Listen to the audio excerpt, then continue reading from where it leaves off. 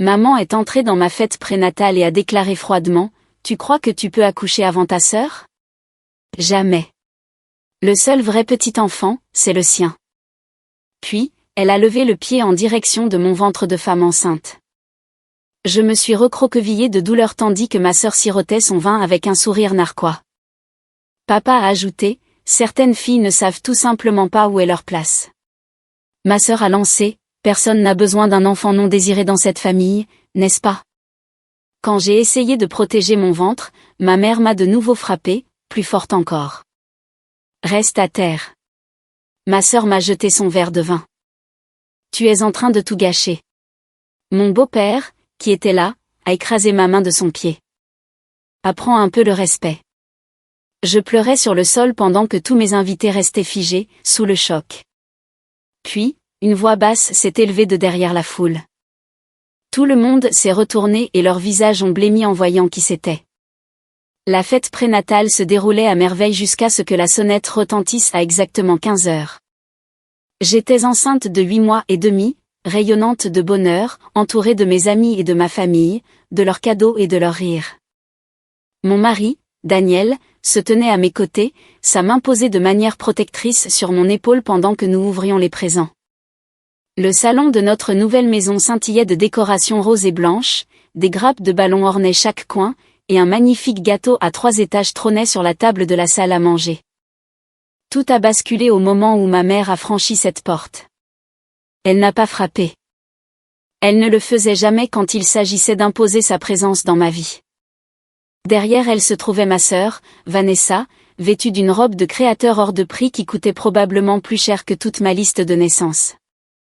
Mon père les suivait, son expression déjà figée dans ce regard de désapprobation familier qu'il arborait chaque fois qu'il me regardait depuis 30 ans. Le père de Daniel, William, fermait la marche, et j'ai senti mon estomac se nouer à sa vue inattendue. Le regard de ma mère a balayé la pièce, observant les décorations, les invités, la pile de cadeaux près de ma chaise. Sa bouche s'est tordue en un rictus hideux. « Tu crois que tu peux accoucher avant ta sœur ? » Jamais. Le seul vrai petit enfant, c'est le sien. La pièce est devenue silencieuse. Les conversations se sont tues en pleine phrase. La fourchette de quelqu'un a cliqueté contre une assiette. Ma meilleure amie, Jessica, qui se tenait près du buffet, s'est figée, une tasse à mi-chemin de ses lèvres. J'ai lutté pour me lever du fauteuil confortable où j'étais assise, mon ventre arrondi rendant le mouvement maladroit et lent. La main de Daniel s'est resserrée sur mon épaule, mais avant que l'un de nous puisse parler, ma mère a agi avec une vitesse effrayante. Elle a levé le pied vers mon ventre. Le temps a semblé ralentir. J'ai regardé sa jambe se lever, j'ai vu l'intention délibérée dans ses yeux, et j'ai ressenti l'horrible prise de conscience qu'elle voulait vraiment me faire du mal. L'instinct a pris le dessus, je me suis recroquevillée, essayant de protéger mon bébé, enlaçant mon ventre de mes bras au moment où sa chaussure heurtait mon flanc. Une douleur fulgurante m'a transpercé les côtes et j'ai suffoqué, les larmes coulant déjà sur mon visage. Vanessa se tenait derrière notre mère, un verre de vin dans sa main parfaitement manucurée, et elle a réellement souri d'un air narquois. Elle a pris une gorgée lente et délibérée pendant que je peinais à respirer, la douleur irradiant dans mon torse. Mon père s'est approché, me regardant de haut avec le mépris que j'avais connu toute mon enfance. Certaines filles ne savent tout simplement pas où est leur place. J'essayais de comprendre ce qui se passait. C'était censé être l'un des jours les plus heureux de ma vie. Des amis de l'université avaient conduit des heures pour être ici. Mes collègues avaient pris leur journée. La famille de Daniel remplissait la moitié de la pièce. Tous se tenaient immobiles, paralysés par la violence choquante à laquelle ils assistaient. Personne n'a besoin d'un enfant non désiré dans cette famille, n'est-ce pas ? La voix de Vanessa dégoulinait de venin alors qu'elle s'adressait à la foule figée comme si elle était à un cocktail, engageant une conversation anodine. Mes mains restaient agrippées à mon ventre, protégeant ma fille, même si les larmes brouillaient ma vision. Je pouvais la sentir bouger en moi, des coups de pied et des roulades vigoureux contre mes paumes, et l'instinct maternel féroce de la garder en sécurité submergeait tout le reste. À travers mes larmes, j'ai vu Daniel s'avancer, le visage tordu de rage, mais William lui a bloqué le passage. Ma mère m'a attrapé par l'épaule, me forçant à la regarder. Reste à terre. Son pied a de nouveau heurté mon flanc, plus fort cette fois. Je me suis entendu crier, un son d'agonie pure qui semblait venir de quelqu'un d'autre.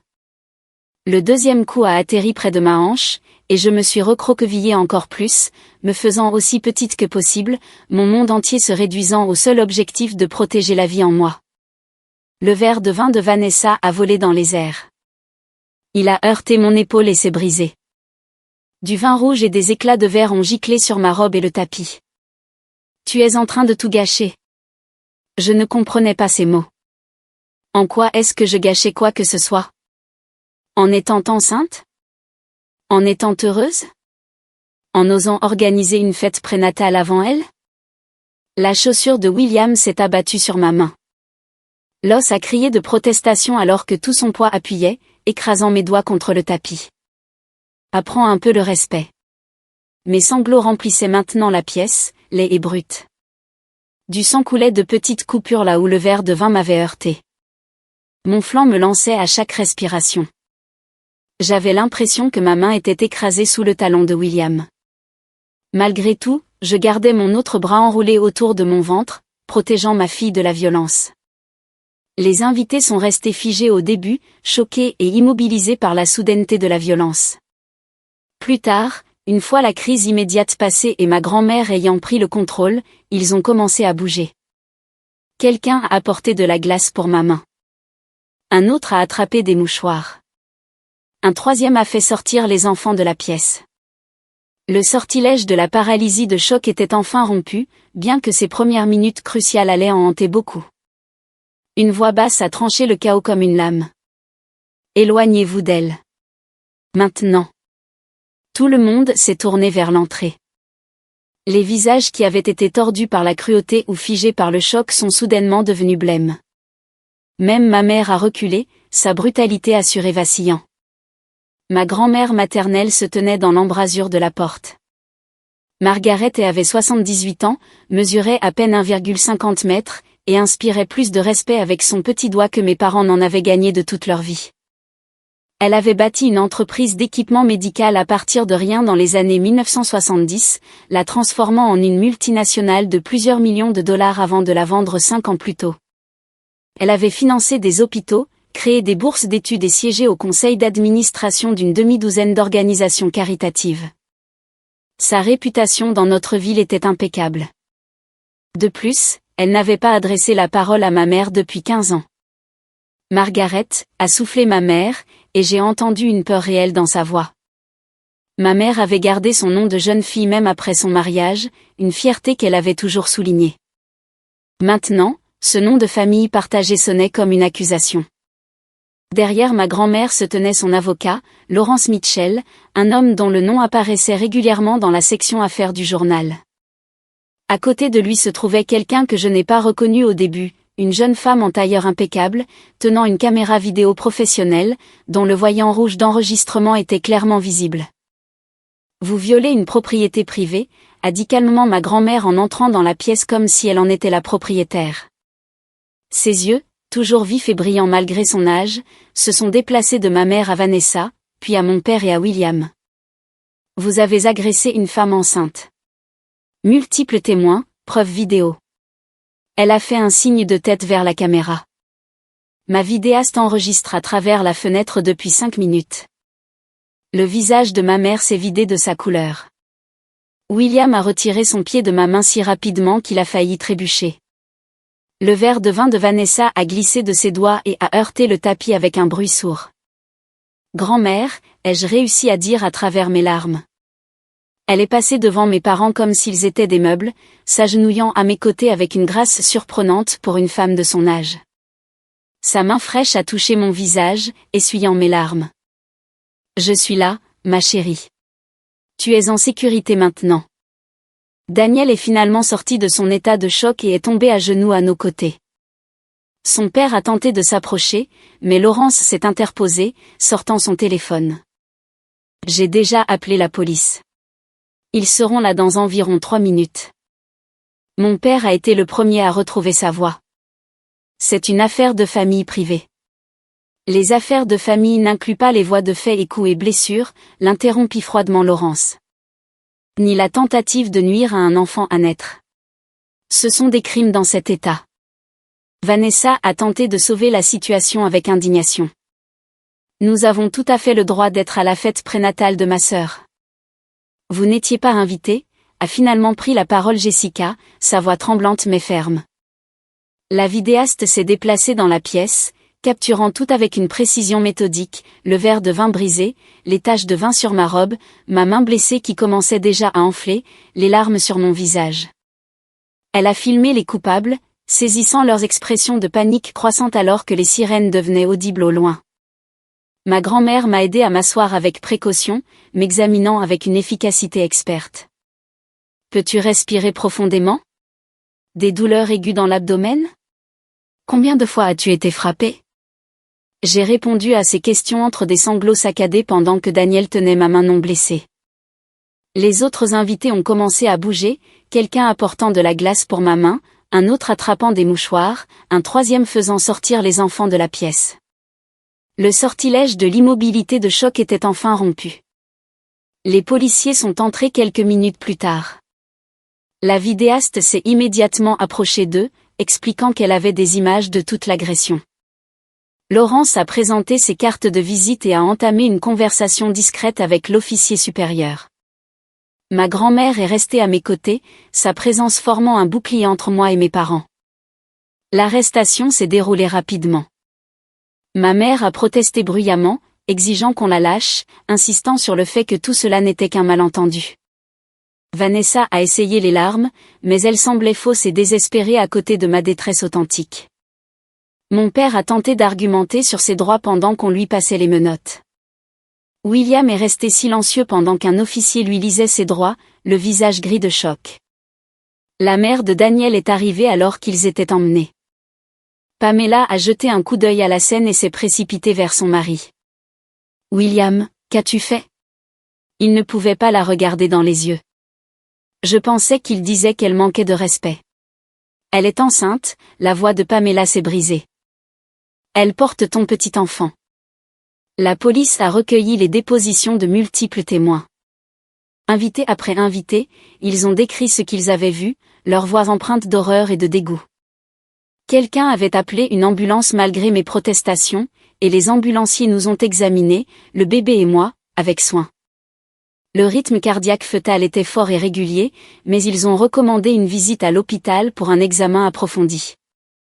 Ma grand-mère m'a accompagnée dans l'ambulance, tenant ma main valide.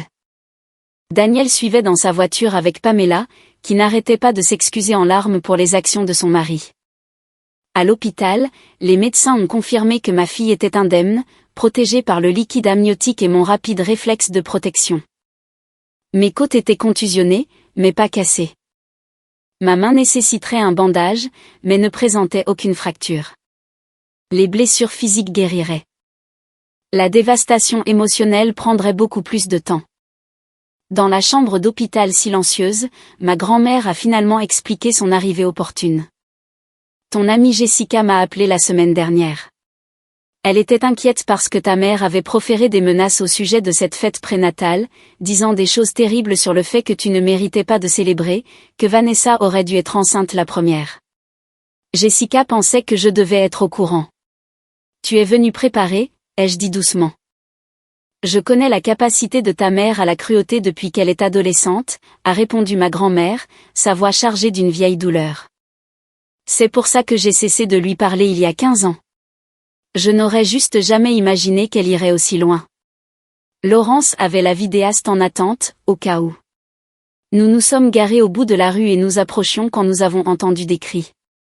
Daniel est entré dans la chambre avec du café, le visage toujours pâle. La police a dit qu'ils auront besoin de ta déposition complète demain. Ils les inculpent tous les 4. Bien, a dit fermement ma grand-mère. L'affaire de William a été traitée en premier. Son avocat a contacté le procureur dans les 48 heures suivant l'arrestation, proposant une négociation de peine. William voulait assumer l'entière responsabilité immédiatement, accepter toutes les conséquences sans se battre. Le procureur était initialement sceptique. Les accusés qui affirmaient un remords instantané changeaient souvent d'avis une fois confrontés à une véritable peine de prison. Mais William s'est avéré différent. Lors de sa première rencontre avec Catherine Morrison, la procureure chargée des 4 affaires, il s'est complètement effondré. Il a décrit avoir vu l'agression se dérouler, sentir sa colère monter face à ce que mes parents disaient sur le manque de respect, et laisser cette colère l'emporter sur son jugement. Il a parlé du moment où il a écrasé ma main et a su immédiatement qu'il avait fait quelque chose d'impardonnable. Je ne peux pas revenir en arrière, a dit William à Catherine lors de cette réunion, selon ce qu'elle m'a raconté plus tard. Je ne peux pas défaire ce que j'ai fait, mais je ne chercherai pas d'excuses. Je ne blâmerai personne d'autre. Je l'ai fait, et j'accepterai la punition. Catherine a négocié l'accord de plaidoyer au cours des 2 semaines suivantes. William plaiderait coupable de voies de fait, accepterait 2 ans de probation, effectuerait 500 heures de travaux d'intérêt général dans un refuge pour femmes, suivrait des cours de gestion de la colère pendant 1 an, paierait toutes mes dépenses médicales, et n'aurait aucun contact avec moi ou ma famille, sauf si je l'approuvais explicitement. En échange, le procureur ne demanderait pas de peine de prison ferme. William a accepté chaque condition sans hésitation. Son allocution a eu lieu dans une salle d'audience presque vide 3 semaines après l'agression. Juste lui et son avocat, Catherine et son assistante, le juge et un sténographe judiciaire. Pamela était également présente, assise dans la galerie, bien qu'elle ait déjà demandé le divorce. Les semaines suivantes se sont déroulées comme un drame judiciaire. Les preuves vidéo étaient accablantes. De multiples témoins ont fourni des dépositions. Les dossiers médicaux documentaient mes blessures. La procureure chargée de l'affaire l'a qualifié de l'un des cas d'agression les plus clairs qu'elle ait traités. La première comparution de ma mère au tribunal a fait les gros titres locaux. Elle est entrée dans le palais de justice vêtue d'un tailleur crème, parfaitement coiffée, jouant le rôle de la femme respectable accusée à tort. La performance s'est effondrée lorsque les journalistes lui ont crié des questions sur le fait d'avoir frappé une femme enceinte. Son masque est tombé, révélant la rage grondante en dessous. Elle a toujours été théâtrale, a craché ma mère aux caméras avant que son avocat ne la fasse entrer précipitamment. Ce clip a tourné en boucle pendant des jours. Les réseaux sociaux l'ont démoli. Des gens qui connaissaient notre famille depuis des années ont partagé des histoires sur la façon dont ma mère me traitait pendant mon enfance. Une ancienne voisine a décrit comment elle avait vu ma mère me gifler pour avoir accidentellement cassé une assiette quand j'avais 12 ans. Ma conseillère d'orientation du lycée a donné une interview sur la façon dont j'étais venue plusieurs fois dans son bureau en pleurant, bien qu'elle n'ait jamais pu prouver quoi que ce soit d'assez concret pour le signaler. Le récit que ma mère avait soigneusement construit pendant des décennies s'est effondré publiquement. Elle s'était toujours présentée comme la mère parfaite, impliquée dans les activités scolaires et les œuvres de charité. Maintenant, les gens se souvenaient de la froideur avec laquelle elle me traitait lors de ces événements, de la façon dont elle louait constamment Vanessa tout en reconnaissant à peine mes réussites. La communauté qui l'avait respectée a commencé à voir le monstre qu'elle avait toujours été. Vanessa a adopté une approche différente. Elle a engagé une agence de relations publiques pour gérer son image, publiant des déclarations soigneusement rédigées sur les réseaux sociaux au sujet de la santé mentale et du stress familial. Elle a affirmé qu'elle luttait contre l'infertilité, que de me voir enceinte avait déclenché quelque chose d'irrationnel en elle. La stratégie aurait pu fonctionner si la vidéo n'avait pas montré son sourire narquois en sirotant du vin, si elle n'avait pas capturé la cruauté délibérée dans sa voix lorsqu'elle parlait de mon enfant non désiré. Ses amis ont immédiatement commencé à prendre leur distance. Les femmes avec qui elle brinchait tous les dimanches, qui assistaient à ses dîners élaborés, qui enviaient sa garde-robe de créateur se sont soudainement souvenues d'engagements antérieurs lorsqu'elle appelait. Son nombre d'abonnés sur les réseaux sociaux a chuté de plusieurs milliers. Les marques qui lui avaient envoyé des produits gratuits pour des publications d'influenceuses ont discrètement cessé leurs envois. La vie soigneusement organisée qu'elle avait bâtie sur une beauté de surface et des relations superficielles s'est évaporée. Mon père est resté silencieux tout au long de son arrestation et des premières procédures judiciaires. Il avait toujours été un homme de peu de mots, laissant ma mère dominer les conversations et les décisions familiales. Mais son silence semblait maintenant différent, plus lourd. Son avocat a déposé requête sur requête pour tenter de faire réduire les charges, arguant qu'il n'avait été que verbalement abusif, qu'il ne m'avait pas touché physiquement. Le procureur a répliqué que ses paroles avaient encouragé la violence, qu'il était resté là pendant que sa femme agressait sa fille enceinte sans rien faire pour l'arrêter. Lors de l'audience préliminaire, mon père a finalement parlé. Le juge lui a demandé s'il avait quelque chose à dire sur les accusations. Il s'est levé lentement, paraissant plus vieux que ses 62 ans. Pendant un bref instant, j'ai cru qu'il pourrait s'excuser, montrer une lueur de remords. Au lieu de cela, il a dit: « J'ai élevé cette fille pendant 30 ans. Elle n'a jamais montré le respect qui lui était dû. » La salle d'audience est devenue silencieuse. Même son propre avocat semblait abasourdi. L'expression du juge s'est durcie. « Monsieur, votre fille était enceinte de 8 mois et demi lorsque votre femme l'a agressée. Il ne s'agit pas de respect. Il s'agit de violence contre une personne vulnérable. » Mon père s'est rassis sans un mot de plus. Plus tard, son avocat tenterait de revenir sur cette déclaration, de prétendre qu'elle avait été sortie de son contexte, d'arguer que le stress l'avait fait mal s'exprimer, mais tout le monde l'avait entendu clairement. Mon père croyait sincèrement que je méritais ce qui s'était passé parce que je n'avais pas montré assez de respect. Le fondement de sa vision du monde reposait sur la hiérarchie et l'obéissance, et j'avais violé les deux en osant être heureuse sans son approbation. L'affaire de William a été séparée des autres. Comme son avocat a immédiatement négocié une négociation de peine, il a assumé l'entière responsabilité, accepté la probation et les travaux d'intérêt général, et a accepté de payer mes frais médicaux. Pamela a demandé le divorce dans le mois qui a suivi. Mais le parcours de William jusqu'à ce plaidoyer méritait sa propre histoire. Le soir de l'agression, après avoir été libéré sous caution, il était rentré chez lui pour affronter Pamela. Elle m'a raconté leur confrontation bien plus tard. Elle était à une conférence professionnelle quand tout s'est passé, et était rentrée pour trouver la police chez elle et son mari menotté. Je lui ai demandé de s'expliquer, m'a dit Pamela des semaines plus tard, sa voix encore rauque de douleur. Il n'arrêtait pas de dire que tes parents lui avaient dit que tu manquais de respect à tes aînés, qu'il fallait te donner une leçon. J'ai dit, William, elle est enceinte. Elle porte notre petit enfant. Quelle leçon pourrait justifier la violence? Il n'avait pas de réponse. L'avocat de William voulait initialement contester les accusations, arguer qu'il avait été manipulé par mes parents, mais Pamela a refusé de le laisser suivre cette voie. Elle lui a dit qu'il avait deux choix, accepter l'entière responsabilité et peut-être sauver une partie de sa relation avec son futur petit-enfant, ou contester les accusations et perdre complètement sa famille. J'ai réalisé que je permettais ses pires penchants depuis des années, a avoué Pamela lors d'une de nos conversations difficiles mais nécessaires des mois plus tard.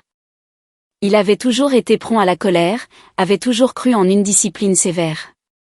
J'avais trouvé des excuses, je me disais qu'il était juste de la vieille école. Mais le voir écraser ta main pendant que tu pleurais par terre, protégeant ton bébé. Sa voix s'est brisée. Je ne pouvais plus l'ignorer. Je ne pouvais plus faire semblant. William n'a pas contesté le divorce. Il a déménagé dans un petit appartement en ville et s'est investi corps et âme dans les programmes ordonnés par le tribunal, avant même que sa sentence ne soit officielle. Son avocat a travaillé avec Catherine pour finaliser l'accord de plaidoyer. J'ai laissé l'orgueil et la colère contrôler mes actions, a-t-il dit lors de son allocution. J'ai participé à un acte de violence contre une personne vulnérable qui avait besoin de protection, pas de punition.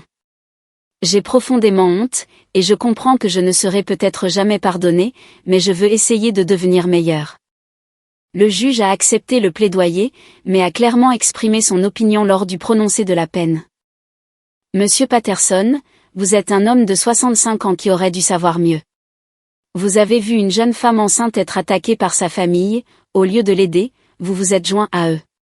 La seule raison pour laquelle vous n'allez pas en prison est que vous avez assumé la responsabilité immédiatement et que la victime a indiqué qu'elle n'était pas opposée à un éventuel contact supervisé. Ne gaspillez pas cette seconde chance. Les affaires contre mes parents et Vanessa ont progressé plus lentement. Leurs avocats ont déposé des requêtes pour supprimer des preuves, pour séparer leur procès, pour retarder les procédures. Catherine s'est opposée à chaque requête, déterminée à maintenir les affaires liées et à les faire avancer. Les audiences préliminaires ont commencé 5 semaines après l'agression et se sont étalées sur 4 semaines supplémentaires, chaque partie présentant ses arguments sur les preuves et les témoignages.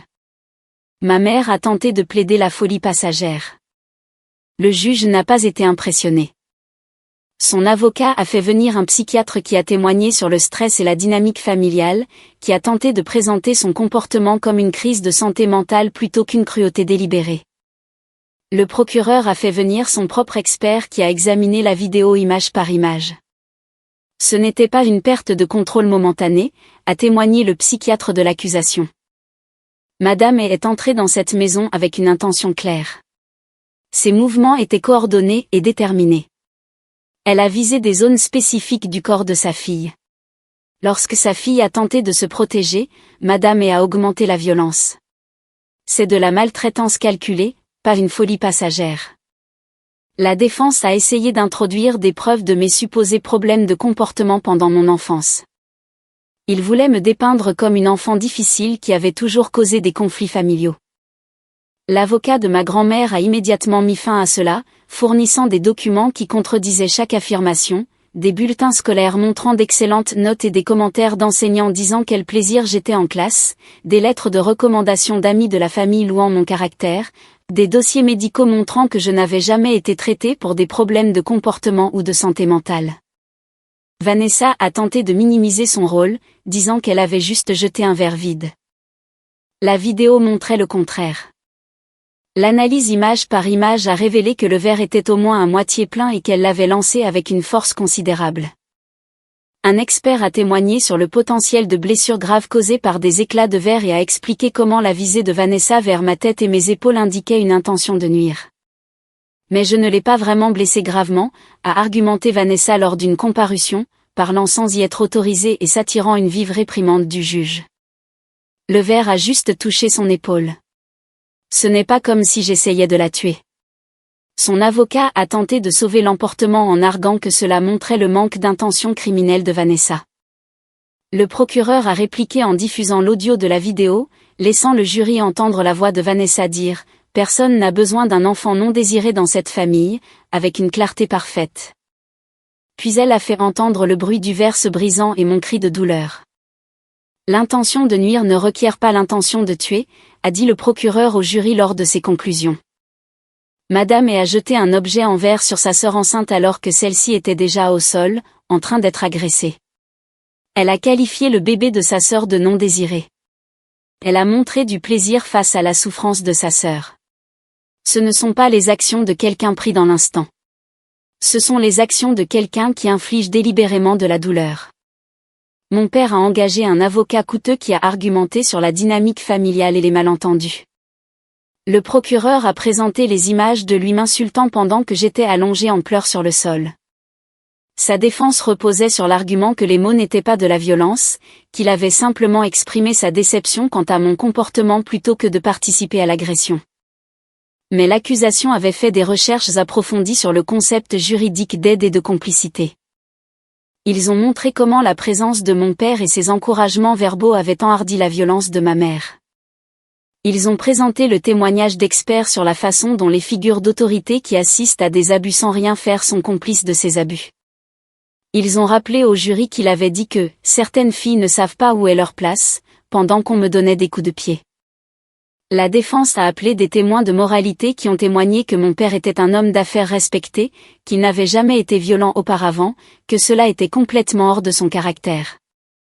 L'accusation a appelé d'anciens employés qui ont décrit son style de gestion verbalement abusif, sa conviction que montrer de l'émotion était une faiblesse, ses opinions rigides sur les rôles de genre et la hiérarchie familiale. Une ancienne secrétaire a donné un témoignage particulièrement accablant. Elle a décrit comment mon père avait un jour licencié une employée enceinte pour avoir demandé des tâches plus légères, la qualifiant de faible et disant que « les femmes qui ne peuvent pas gérer le travail ne devraient pas être ici ». La défense s'est opposée avec véhémence, mais le juge a autorisé le témoignage comme preuve des attitudes de mon père envers les femmes enceintes. L'audience préliminaire s'est étendue sur 6 semaines. Chaque date d'audience apportait de nouvelles révélations, de nouveaux témoignages qui dressaient le portrait de 3 personnes ayant délibérément choisi la violence contre quelqu'un qu'elles auraient dû protéger. L'accusation a construit son dossier méthodiquement, ne laissant aucune place au doute ou à la sympathie. Pendant ce temps, je m'adaptais à la vie avec un nouveau-né tout en traitant le traumatisme de ce qui s'était passé. Ma fille est née 2 semaines après l'agression, un peu en avance, mais en bonne santé et parfaite malgré tout. La salle d'accouchement ressemblait à un sanctuaire, juste moi, Daniel et le personnel médical qui prenait soin de nous. Ma grand-mère attendait dehors, prête à rencontrer son arrière-petite-fille dès que nous serions prêts. En tenant mon bébé pour la première fois, j'ai ressenti tout le poids de ce que j'avais protégé. Cette petite personne, cette petite vie parfaite, était en moi pendant l'agression. Mon geste désespéré pour protéger mon ventre l'avait gardé en sécurité. L'instinct maternel qui m'avait submergé sur ce sol s'est cristallisé en pur amour alors qu'elle me regardait avec ses yeux sombres. Elle est magnifique, a murmuré Daniel, les larmes coulant sur son visage. Vous avez toutes les deux réussi. Vous êtes toutes les deux en sécurité maintenant. En sécurité. Le mot avait une signification différente maintenant. Ce n'était pas seulement la sécurité physique, bien que cela comptait énormément. C'était la sécurité émotionnelle, celle que je n'avais jamais eue en grandissant. Ma fille grandirait en sachant qu'elle était désirée, célébrée, protégée. Elle ne se demanderait jamais si ses parents l'aimaient ou si elle avait mérité leur cruauté par un manque de respect. La procureure chargée de notre affaire, Catherine Morrison, m'a rendu visite à l'hôpital 2 jours après la naissance. Elle a apporté des fleurs et a demandé doucement si je me sentais prête à discuter des procédures à venir. J'ai apprécié sa franchise, son refus de prétendre que ce n'était qu'une visite de courtoisie. Je veux que vous sachiez à quoi vous attendre, a dit Catherine, s'installant dans le fauteuil des visiteurs pendant que Daniel tenait notre fille endormie. La défense va essayer de retourner la situation contre vous. Ils prétendront que vous êtes vindicative, que vous exagérez vos blessures, que les désaccords familiaux ne devraient pas entraîner de poursuites pénales. Ils pourraient même suggérer que vous utilisez votre bébé comme un accessoire pour susciter la sympathie. Je m'y attendais. Que dois-je faire ? Dire la vérité. Exactement ce qui s'est passé. Pas besoin d'embellir. La vidéo parle d'elle-même, mais le jury a besoin de vous entendre directement. Ils doivent comprendre la peur que vous avez ressentie, la douleur, le besoin désespéré de protéger votre enfant. Catherine a fait une pause. Êtes-vous prête à ce que les avocats de vos parents vous contre-interrogent ? Ce ne sera pas agréable. Rien dans tout cela n'a été agréable, ai-je répondu. Mais je ne reculerai pas. Ils doivent faire face aux conséquences. Catherine a souri, une expression féroce qui me rappelait ma grand-mère. Bien. Parce que nous allons gagner cette affaire. Je vais m'en assurer. Les audiences préliminaires se sont terminées lorsque ma fille avait 6 semaines. Le juge a décidé que toutes les preuves seraient recevables, y compris la vidéo, les dépositions des témoins et les témoignages d'experts. La date du procès a été fixée 3 mois plus tard, donnant aux 2 parties le temps de préparer leur dossier. Le procès de mes parents et de Vanessa a eu lieu lorsque ma fille avait 5 mois. J'ai témoigné pendant que Daniel tenait notre bébé dans la galerie de la salle d'audience. J'ai tout raconté au jury, décrivant la douleur et la peur, le besoin désespéré de protéger mon enfant, l'incompréhension face à une telle violence de la part de personnes qui étaient censées m'aimer. L'avocat de la défense a essayé de me dépeindre comme une fille à problème qui avait toujours causé des ennuis. Jessica a témoigné sur les mois de préparation que nous avions fait ensemble. L'avocat de ma grand-mère a produit des documents sur sa brouille avec ma mère, expliquant l'historique de violence psychologique qui avait causé la rupture. Les collègues de Daniel ont décrit à quel point nous étions excités et préparés à devenir parents. Le jury a délibéré pendant 90 minutes. Coupable sur tous les chefs d'accusation, voies de fait et coups et blessures, tentative de nuire à un enfant à naître, violation de propriété privée. Le juge n'a montré aucune pitié lors du prononcé de la peine. Ma mère a été condamnée à 2 ans de prison. Vanessa a 18 mois. Mon père a reçu 2 ans, comme sa femme. Je tenais ma fille pendant l'audience de détermination de la peine. Elle dormait paisiblement, ignorant que la grand-mère qui avait tenté de lui faire du mal avant même sa naissance était emmenée menottée. Je n'ai ressenti aucune satisfaction, aucun triomphe, juste un soulagement profond et las que ce soit terminé. Les répercussions se sont propagées dans notre famille élargie. Les parents ont pris parti. Certains ont tenté d'excuser le comportement de mes parents en parlant vaguement de stress et de tension familiale. D'autres ont coupé les ponts avec eux, horrifiés par ce qu'ils avaient fait. Les frères et sœurs de ma mère ont cessé de lui parler. Les amis de Vanessa l'ont abandonné lorsque la vidéo est devenue virale en ligne, partagée par une personne présente malgré les demandes de confidentialité. Ma grand-mère est devenue un pilier permanent dans nos vies. Elle venait nous voir chaque semaine, apportant des provisions et de la sagesse à parts égales. Elle m'a appris des choses que ma mère ne m'avait jamais apprises, patiente et gentille là où ma mère avait été critique et cruelle. Elle tenait son arrière-petite-fille avec une tendresse infinie, lui murmurant des promesses de toujours la protéger. William a accompli ses travaux d'intérêt général dans un refuge pour femmes, travaillant directement avec des victimes de violences. Pamela a dit que cela l'avait changé. Il a envoyé des lettres d'excuses, demandant si un jour il pourrait être autorisé à rencontrer sa petite-fille. Daniel et moi en avons discuté attentivement, finissant par accepter des visites supervisées.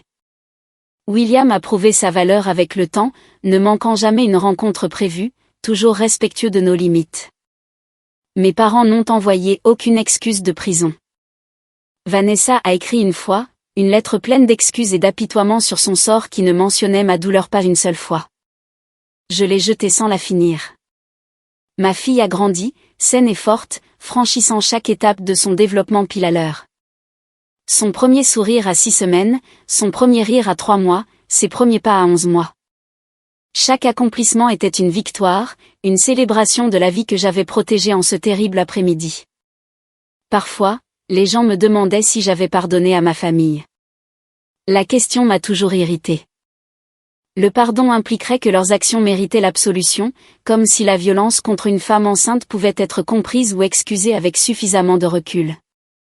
Je ne leur avais pas pardonné. J'avais simplement avancé sans eux, construisant une vie où leur toxicité ne pouvait pas m'atteindre. Ma grand-mère organisait les fêtes d'anniversaire et les dîners de fin d'année chez elle. Elle a rempli le rôle que mes parents avaient abandonné avec grâce et amour. La mère de Daniel est également devenue une merveilleuse grand-mère, déterminée à compenser les actions de son ex-mari. Elle, Pamela et ma grand-mère formaient un trio improbable, 3 générations de femmes engagées à donner à ma fille la stabilité familiale que je n'avais jamais connue. Jessica est restée ma meilleure amie, sa vivacité d'esprit avait potentiellement sauvé la vie de mon bébé. Elle est devenue la marraine de ma fille, un rôle qu'elle a pris très au sérieux. Les autres invités de cette fête prénatale gâchée sont restés en contact, leur paralysie initiale se transformant en une loyauté protectrice féroce. Ils avaient été témoins de quelque chose de terrible et refusaient de prétendre que cela n'était pas arrivé. Les cicatrices physiques se sont estompées. Mes côtes ont guéri sans complications. Ma main a retrouvé toute sa fonctionnalité. Les petites coupures du verre de vin n'ont laissé aucune marque permanente. Mais tard dans la nuit, en allaitant ma fille dans l'obscurité silencieuse, je revivais parfois ces moments sur le sol. La peur, la douleur, l'instinct maternel désespéré de protéger mon bébé du mal. Ma fille grandirait en connaissant la vérité. Pas tout de suite, mais un jour. Elle apprendrait que sa grand-mère maternelle avait choisi la cruauté plutôt que l'amour, que les liens familiaux ne garantissaient ni la sécurité ni la gentillesse. Elle comprendrait que sa mère s'était battue pour elle avant même sa naissance, que cette protection comptait plus que les liens du sang. 3 ans après l'agression, mes parents ont été libérés de prison. Vanessa est sortie 6 mois plus tôt pour bonne conduite. Aucun d'eux ne m'a contacté. J'ai appris par des parents qu'ils avaient déménagé dans un autre état, essayant de reconstruire leur vie loin de la scène de leur déshonneur. La vidéo avait fait d'eux des parias dans notre communauté, leur nom étant associé en permanence à une violence choquante. Je n'ai rien ressenti en apprenant cette nouvelle. Ni soulagement, ni colère, ni tristesse. Ils étaient devenus des étrangers pour moi. Des gens qui existaient ailleurs, vivant les conséquences de leurs propres choix terribles. Mon énergie émotionnelle était désormais consacrée à ma famille. Celle que j'avais choisie et construite, celle qui valorisait l'amour plutôt que la hiérarchie et la gentillesse plutôt que le contrôle. Ma grand-mère est décédée lorsque ma fille avait 5 ans. Elle est morte paisiblement dans son sommeil, après avoir passé ses dernières années entourée de personnes qu'il aimait vraiment. À ses funérailles, des parents éloignés m'ont demandé si j'avais prévenu ma mère. J'ai répondu que non. Elle avait eu 15 ans pour se réconcilier avec sa propre mère et avait choisi l'orgueil à la place. Elle n'avait pas le droit de revendiquer un deuil maintenant. L'argent que ma grand-mère m'a laissé dans son testament était substantiel, mais assorti de conditions. Il était placé dans un fonds en fiducie pour l'éducation et l'avenir de ma fille, géré par Laurence Mitchell avec des instructions strictes. Le dernier acte de protection de ma grand-mère, s'assurant que même après sa mort, son arrière-petite-fille aurait des opportunités et de la sécurité. Ma fille a commencé la maternelle avec confiance et joie. Elle connaissait sa grand-mère Pamela et avait des visites supervisées avec son grand-père William, qui avait prouvé au fil des ans d'efforts constants que son remords était sincère. Elle connaissait des histoires sur son arrière-grand-mère Margaret, la femme forte qui avait bâti un empire et sauvé sa mère et elle quand elles en avaient le plus besoin. Elle ne savait pas que ses autres grands-parents existaient. Cette connaissance viendrait plus tard, quand elle serait assez grande pour comprendre la complexité et la cruauté, assez grande pour assimiler la réalité que toutes les familles ne ressemblent pas aux familles heureuses des livres de contes. Pour l'instant, elle vivait dans un monde d'amour et de sécurité, entourée d'adultes qui avaient prouvé leur dévouement par des actes plutôt que par des mots. Daniel et moi avons eu 2 autres enfants au cours des années suivantes. Chaque grossesse a apporté de l'anxiété, les souvenirs de cette agression me rendant hypervigilante en matière de sécurité. La thérapie a aidé, tout comme le soutien indéfectible de Daniel et le cercle familial soudé que nous avions construit. Mes plus jeunes enfants grandiraient dans le même environnement protecteur, apprenant les mêmes leçons sur la famille choisie et l'importance des actes par rapport aux vaines déclarations d'amour. La fête prénatale qui avait tourné au cauchemar est devenue une légende familiale. Pas un secret que nous cachions, mais une histoire que nous partagions avec soin. Sur le courage face à la cruauté. Sur une grand-mère arrivée exactement au bon moment. Sur le fait de s'opposer aux abus même lorsqu'ils proviennent de personnes qui auraient dû être des protecteurs. Sur la construction de meilleures familles que celles dans lesquelles nous sommes nés. Les gens exprimaient parfois de la pitié en apprenant mon histoire. Je n'en ai jamais voulu. Oui, des choses terribles s'étaient produites. Oui, mes parents m'avaient spectaculairement fait défaut. Mais j'avais survécu. Ma fille avait survécu. Nous avions construit quelque chose de beau sur les cendres de cette célébration en ruine. Les cicatrices restaient, invisibles mais présentes. Une certaine inclinaison de la lumière de l'après-midi ravivait parfois le souvenir de la douleur. Les verres à vin lors des fêtes me faisaient tressaillir. Mais c'étaient des fantômes gérables, des morceaux du passé qui ne pouvaient pas contrôler mon présent. J'avais appris à vivre à leur côté, reconnaissant leur existence sans les laisser dominer. Mes enfants ont grandi en sachant que leur mère était forte. Ils m'ont vu les défendre à l'école, établir des limites fermes avec les gens qui dépassaient les bornes, refuser de tolérer le manque de respect ou la cruauté. Ils ont appris par l'exemple que l'amour signifiait protection, que la famille signifiait sécurité, que la parentalité comportait des responsabilités que l'on honore ou que l'on échoue. Avec le recul, ce terrible après-midi a marqué un tournant. Avant cela, j'avais encore l'espoir que mes parents pourraient changer, que Vanessa pourrait devenir quelqu'un capable d'une véritable sororité. L'agression a complètement détruit ces illusions, mais les a remplacées par quelque chose de plus précieux, la clarté. Je savais exactement qui ils étaient, ce dont ils étaient capables, ce qu'ils avaient choisi. Cette connaissance m'a permis d'avancer sans doute ni culpabilité. La vie que j'ai construite par la suite, la famille que j'ai créée, les limites que j'ai maintenues, tout cela était plus fort parce que j'avais cessé d'espérer un changement de la part de personnes qui s'étaient révélées immuables. Mes enfants ne connaîtraient jamais la confusion d'aimer des gens qui leur faisaient du mal, la logique tordue d'excuser les abus parce qu'ils venaient de la famille. Ils sauraient dès le début que l'amour est doux, que la famille signifie sécurité, que la cruauté n'a pas sa place dans leur vie.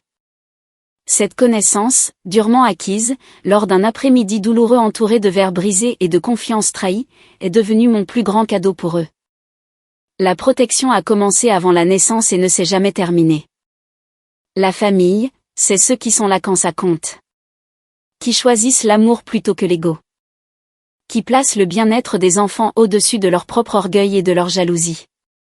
Ma fille, le bébé que j'ai enlacé sur ce sol, est devenue une enfant réfléchie et confiante qui posait de bonnes questions et donnait des câlins généreux. Elle ne rencontrerait jamais la grand-mère qui avait essayé de lui faire du mal, ne connaîtrait jamais la tante qui avait souri narquoisement en jetant du verre. Elle avait de meilleures grand-mères, de meilleures tantes, une meilleure famille, du genre que l'on choisit plutôt que l'on subit. Et au final, c'est ce qui a fait toute la différence.